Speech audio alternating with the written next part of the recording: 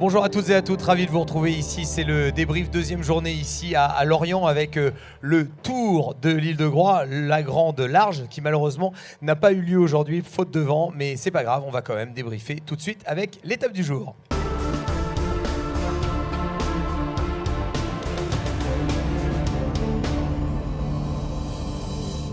L'étape du jour aujourd'hui avec aussi un équipage du jour, on peut le dire. C'est l'équipage Martinique Bi-Bruxelles qui est avec nous, avec leurs deux skippers, Mathieu Mourès et Delphine Wolters qui sont à nos côtés. Bonjour à vous. Bonjour. Et puis un garçon que vous ne connaissez peut-être pas ou mal, hein, on va le représenter, c'est Jean-Pierre Dick. Bonjour Jean-Pierre Dick. Oui, bonjour. Bonjour à tous. Jean-Pierre Dick, vainqueur de la Barcelona World Race, de la Transat Jacques Vabre, 2 fois vainqueur de ce Tour de France à la voile en 2001 et 92 avec Jimmy Pain. Un skipper de l'extrême un peu, parce qu'avec toutes les courses que vous avez déjà faites, on peut se demander un petit peu qu'est-ce que vous êtes venu chercher aujourd'hui sur ce Tour de France à la voile pour une étape exceptionnelle. Je suis revenu voir une épreuve avec laquelle j'ai beaucoup appris. C'était un peu mon école finalement, ce Tour de France à la voile. Et puis voilà, donc 10 ans après, presque 12 ans après la victoire en 2001, c'est sympa, un nouvel organisateur, un nouveau bateau, et puis des jeunes pleins de talent. C'est sympa d'être à ces contacts-là. Ouais. Alors comment s'est fait cette rencontre avec le bateau Martinique Bi-Bruxelles? Comment vous en êtes-vous venu à être sur le bateau aujourd'hui? Avec l'organisateur, j'ai dit que ça m'intéressait de venir faire une étape et voilà, les choses se sont faites naturellement puisque l'équipage martiniquais et Bruxelles m'a accueilli avec leur esprit d'accueil traditionnel et ça a été vraiment une journée très sympa. On a pu échanger, on a eu le temps d'échanger, pas simplement qu'en termes techniques, leurs projets, voilà, tout ça a été fort sympathique. Alors je vais pas déflorer un secret, mais lorsque Delphine Wolters, chez elle, a regardé son Facebook et a découvert que le projet Martinique allait accueillir Jean-Pierre Dick sur une étape du Tour de France à la voile, comment ça s'est passé, Delphine? Je dois dire que j'ai bien suivi le Vendée Globe aussi, quoi. C'est un peu un rêve très lointain. Et je dois dire, je ne cache pas, je suis un peu fan de Jean-Pierre. Et voilà, quoi, quand j'ai su ça, j'ai un peu calé. Quoi. J'étais là, c'est extraordinaire qu'on va naviguer avec une personne comme ça, quoi, parce que c'est énormément d'expérience, c'est toujours génial. Quoi. Mathieu, comment on prépare une étape comme ça? Parce que ce n'est pas une régate comme les autres, quand même, quand on a Jean-Pierre Dick à bord. Comme les autres, hein, qu'est-ce que tu crois? Non, mais écoute, c'est sûr que je pense que c'était un challenge pour tout l'équipage d'accueillir Jean-Pierre. C'est sûr que d'avoir eu la possibilité de naviguer à ses côtés pendant une journée, c'était une super expérience. On en attendait beaucoup. Les conditions ont été plus light que prévu, donc on n'a pas régaté, mais on avait très envie de voir ce que ça donnait. Et c'est vrai comme Jean-Pierre le disait, on a pu échanger un petit peu de nos projets respectifs et puis écoute, ça crée des liens et on ne sait pas de quoi demain est fait. Jean-Pierre, on peut imaginer qu'un jour un Virbac Paprec pourrait être au départ du Tour de France à la voile? Pourquoi pas, hein, on revient quelquefois à ses amours. Là, pourquoi pas, je sais pas, c'est forcément une épreuve qui fait envie. Maintenant, c'est vrai que je suis parti sur un trimaran où on est même très impliqué en mode 70.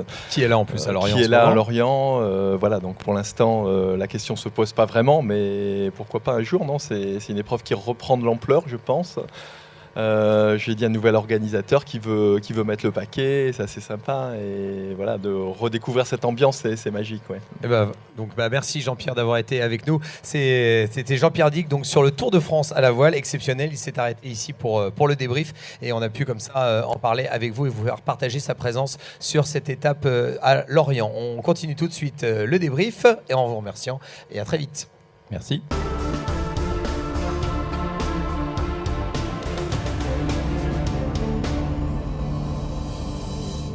Voilà, l'escale aujourd'hui ici à Lorient avec Norbert Métairie, président de Lorient Agglomération. Monsieur Métairie, bonjour. Bonjour. Ravi d'être chez vous pour cette étape. On termine ce soir cette étape de 2 jours avec une arrivée avec le bateau Bretagne Crédit Mutuel Élite. Après l'étape de ralliement avec le Bagad qui est derrière, qui nous accompagne.